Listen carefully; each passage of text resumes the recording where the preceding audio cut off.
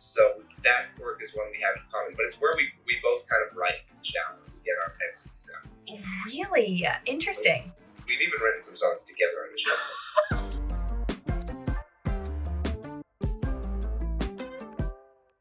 Hey everyone, it's your girl, Emily Curl with iHeartRadio, and welcome back to my virtual studio. Today we're joined by musician, singer, and songwriter, my friend, JP Saxe. Hi JP, how are you today? Hi Emily, thank you for having me. So excited to talk with you. We were just saying, you are always such a fun interview for me because you were one of my very first at iHeart when we were still able to do interviews in person. And it was crazy because at the time, you had just recently released If the World Was Ending with Julia. And this was all pre-lockdown. Is it kind of crazy to see how that song almost became a song for the time ahead in quarantine that we were all about to experience? It's definitely wild. I mean, as you know, we were talking about that song in 2019. When it felt like a love song that was imagining this hypothetical catastrophe that made all your reasons not to talk to the people you love seem ridiculous. And then there was a moment in March where Julie and I kind of collectively realized that the song was taking on a little bit of a different meaning. For it. And it's been really incredible to see how people have related to that song and take that motivation to put out for it. It has over 1 billion streams now, which is wild. And kind of like you said, I remember you saying in other interviews that you somewhat felt conflicted by the song's success at the beginning. Do you still feel that way about it? I don't. Okay. I don't, because I think, like a lot of people, this seismic shift in our life has really sort of realigned the way we can look at what's important in our lives. And I think at its heart, the song is about that. The song is about, just putting pettiness aside and being with the people you love when it really matters.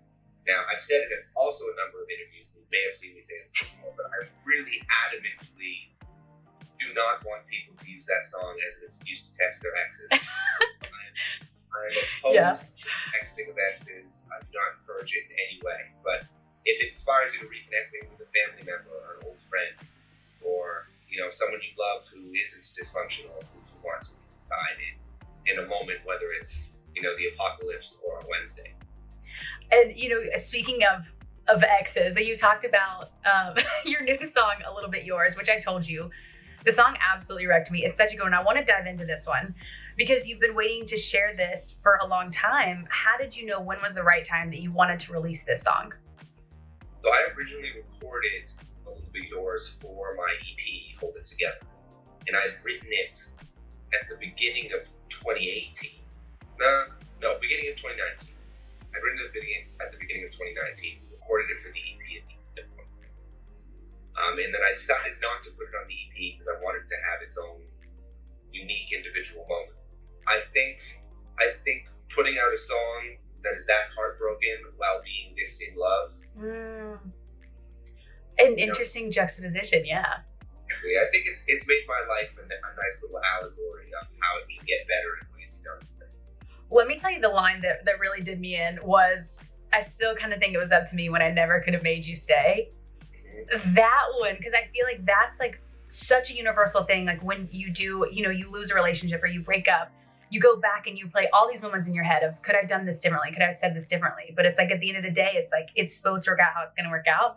But I feel like that one line put that whole feeling into words.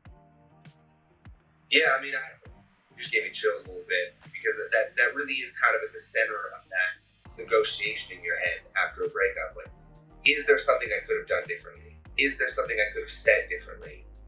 But the truth is, it makes someone meet you halfway. There's an incredible poem by a poet named Naira Waheed, and I read it like a million times when I was in that feeling the song's about. But there's a line where she says, "You cannot make someone meet you on the bridge." Oof. And I just think that feeling of like someone meeting you halfway, and then someone doesn't quite meet you halfway, so you go a little bit further than halfway, and a little bit further than halfway, and a little bit further than halfway, and you think maybe if I had just gone a little bit further, then I could have made it work. But the truth is, love will always get better than a love that doesn't want you Oh, I mean, and now being so in love, like when you look back on that time, what advice would you give to JP then, knowing where you are right now? Yeah, just remember that things can make you happy that you don't know anything about. Okay, that gave me chills. Because like, you're right, there's so many things in the world that you haven't experienced yet, so many people to meet. So it's like that is that hopeful thing. And now you talked about you're fully happy and in love, and you and Julia have been quarantining this whole time. Did you feel like you had to get more comfortable with each other more quickly because of the circumstance? I mean, yeah, for sure. I would say we're very, very comfortable now after what's it, like 8 months of being together nonstop. Yeah, I mean, we're both total weirdos, and we're both okay with it. The Halloween costumes? Okay. That was pretty dumb, and I liked it a lot. Was there, do you have any like quirky habits that you were nervous about her seeing when you guys were spending so much time together? Quirky habits I was nervous about her seeing. I mean, I take environmentally irresponsibly long showers. Really? But how long are we talking, JP? I mean, it depends on the capacity of the water heater. But that's fair. So does she. So that quirk is one we have in common, but it's where we both kind of write in the shower. We get our pencils out. Really? Interesting. We've even written some songs together in the shower. What's the best line you've written recently in the shower? I mean, to be honest, I would say more often than not, songs start in the shower. That's so start funny. In the shower or on a long drive. The one line is coming to mind, but it's most of them. Can you share the one line? No, you can't. It's okay. It's okay. I'm really badgering you, JP. Oh, it's totally okay. Julie and I have both found inspiration for songs in little conversations that we've had, where, I'll say something and she'll be like, "You should put that in a song," or she'll say something and I'll be like, "Lyric?" Lyric.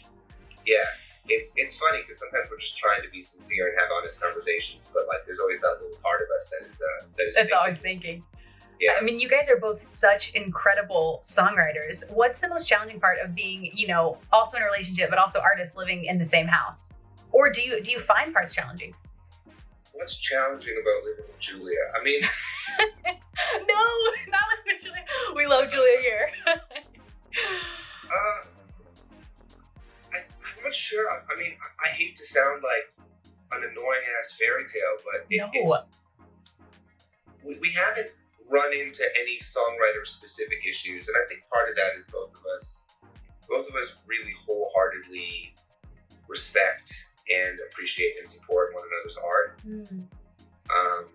I think competition is an unhealthy element in any relationship, whether you do the same thing or not.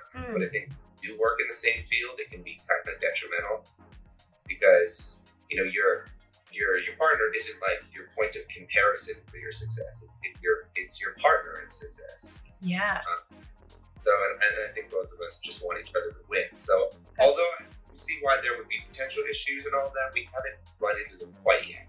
Honestly, JP, that's awesome. That is the fairy tale that we need in 2020. So I'm happy to hear that. I'm happy to say it honestly. And so now, I mean, Maren Morris, Sam Smith, Alessia Cara have all praised your songwriting, and Maren even tweeted about it, which I saw and I was so excited. What was it like working with Maren? It was draining. She's absolutely incredible. I couldn't have loved working with her more, and she's absolutely incredible. I'm so excited about all that. Who else would you love to have a songwriting session with that you haven't worked with before? Stevie Wonder. Okay, good one. Would be fun. Paul McCartney, I would love to work with. Carole King, I would love to work with. We'll put that into life. Dream list. Inspirations from the past, legends, and then modern artists. Alessia Cara, Beyonce. Definitely want to work with Sam Smith. I love them a lot. Yeah, those are the people off the top of my head. I love it. And let's talk about your collab with Maisie Peters, Maybe Don't, Out Now Too. Speaking of lines that I love, I feel like I'm pulling the lines from the songs, but I love the line from the song, I run from the things I want the most. Mm-hmm. Do you think that's true for you, that you run from things that you want the most? No, it is not. I'm trying to run towards the things that are good for me and away from the things that I used to think were but aren't anymore. And I think the conversation that stemmed Maybe Don't with Macy was, it felt a little bit like I was Big Brothering her, not like Big Brother, like the state observation Big Brother, like actual actual Big Brother, yes. Big Brother and her being like, Macy, if someone's treating you really, really well, and you're connecting with them and you're enjoying talking with them, like, don't look for the thing that's wrong. Don't try and creatively mess it up. Just like potentially let it happen. Don't self-sabotage. don't sabotage. I think we as musicians and songwriters have to take a little bit of responsibility for romanticizing dysfunctional love. I think we potentially owe the public an apology for writing songs that really feed into this idea that if love doesn't hurt you, it can't be right. And I am making it one of my personal mission statements to romanticize functional love. On my album, I think we jokingly do it in Maybe Don't. I think it happens on Hold It Together, the EP. I think Len and Stella and I definitely do it in Golf on TV. I love that one. Thank you. Because, I think there's a lot of, it's easy as a songwriter to like walk into a session with all of your angst and pain and be like, it hurts me, but I want it anyway.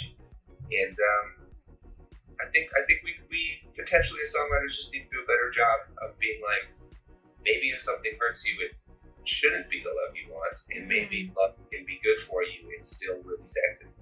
So can we anticipate a lot of love songs for upcoming music for you? There are love songs on the album. There are still some heartbroken songs on the album, and there are songs that exist in between. I think there's a lot of songs about the excitement of the beginning and the pain of the end, but I'm almost more interested in songs about the tension of the middle. The tension of the middle, the joy of the middle, just all that little minutia in the middle when you're really in it. I think that's where the meat of the emotion is. So I would say the majority of the album is about that, but there's songs about my family, there's songs about my friends.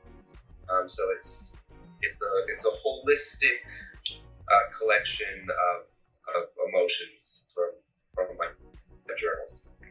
JP, you're a multifaceted artist and musician. For you personally, how would you describe yourself in 3 words? 3 words. Wordy but trying. Wordy but trying. That's a first, and I like it. I'll take it. Was it supposed to be a sentence, or did you want 3 individual words? I like that you interpreted it. I wanted it up to interpretation, so I like that's where you went. I feel like that's very JP of you. Okay, so before we let you go, I have a couple rapid fire questions that I'd love to ask you. I'm going to tell you the first part of a sentence, and you fill it in, but make sure you say the whole sentence. The most surprising thing I've learned about myself this year is... The most surprising thing I've learned about myself this year is that I think I could win on Jeopardy. Really? That's not what I was anticipating you saying. All right, JP, my first concert was... My first concert was one of 2 concerts, depending on how honest I'm trying to be. The true answer is it was Hillary Duff. The answer, when I try to be cool, is it was the Rolling Stones. No, we're going with Hillary Duff. What album was that one? It was at the Air Canada Centre in Toronto. I say it was my first concert because it was like my first stadium concert. Yeah. I was at lots. Of course. First stadium concert was Hillary Duff. All right. The best advice I ever received was?